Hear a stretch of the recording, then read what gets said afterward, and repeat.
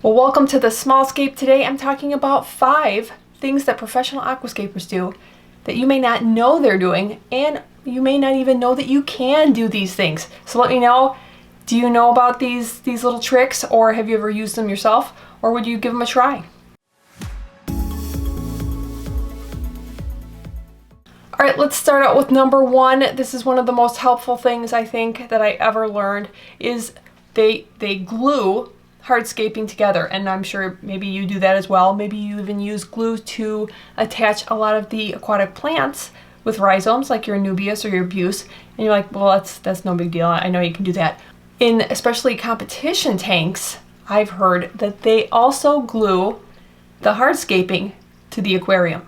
Yes, isn't that fast? I found that fascinating. I had no idea. So they're actually gluing say the driftwood to the or maybe even the rock. They do the rock first to the aquarium, and then the driftwood on top. So literally everything is glued together, and that's why they don't have catastrophes like maybe you have. I know I have. I've created a scape that I really like, and then I move it and then it falls apart. Well, gluing can certainly help. I do have a video that has the best super glue in my own opinion, because it just works really well. It works really fast, and it's thicker than a lot of the other even gel super glues. But one for you to consider. It's the first time I used it was in Aquashella, and I said, I have to have it. The second thing that professional aquascapers usually do is they are going to add accent rocks. And when I started doing this, boy, is it fun. So you have, say, especially in tiny tanks that I usually work with, 20 gallons or smaller, you're going to use typically a lot of sand, and then, say, rock. So you have some dragonstone here. So you have very small sand and larger rock. Well, you could either use smaller rock of the same kind to add some texture and fun and interest on the bottom of the tank, or depending on the scape, you could use gravel kind of scattered around, kind of like scatter rock. This is one of my favorites. You've never seen it. I finally acquired it. I went on the Seven Ports website, and this is something we used in Aquashella, and I had to have it. And I finally remembered to order it. This is, look at that. It's called Black Diamond Substrate. Not to be confused with Black Diamond blasting sand. It's different. It looks like little tiny miniature river rocks. So in a little riverscape, whoo, would that be cute? And this is going to be used in a very special scape. I can't wait to get the tank that this is going to go in. Very fun. I got a little 3-pound bag.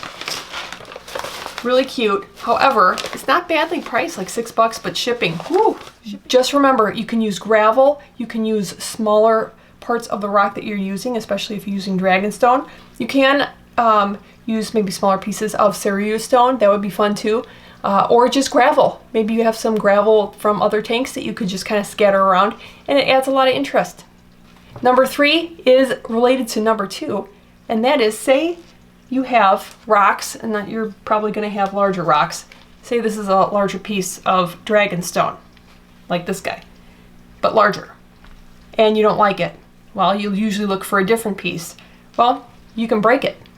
Professional aquascapers break rock. When I learned that, I was like, oh, wow. Now, dragonstone breaks very easily with just a hammer. You want to be really careful. Do it outside, cover it with a towel. Make sure you're not going to hurt yourself or any of the surfaces. But dragonstone's very easy to break.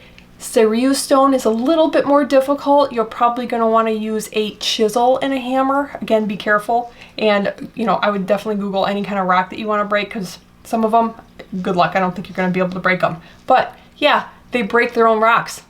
Number 4, they can take hours completing an aquascape, just like you and me. So don't beat yourself up if you take a long time to complete an aquascape. Say it's not turning out. Well, it doesn't turn out just like how they want it either, and they can take many hours to complete an aquascape.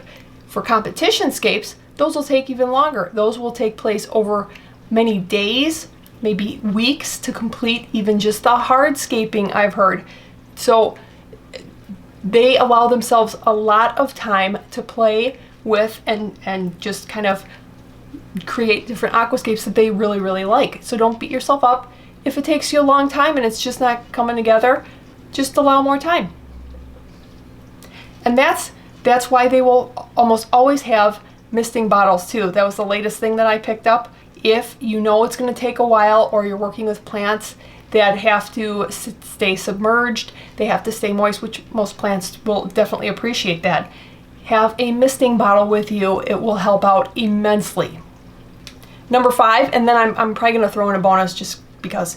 Number 5 is, if you don't do this already, I highly recommend it in Scape.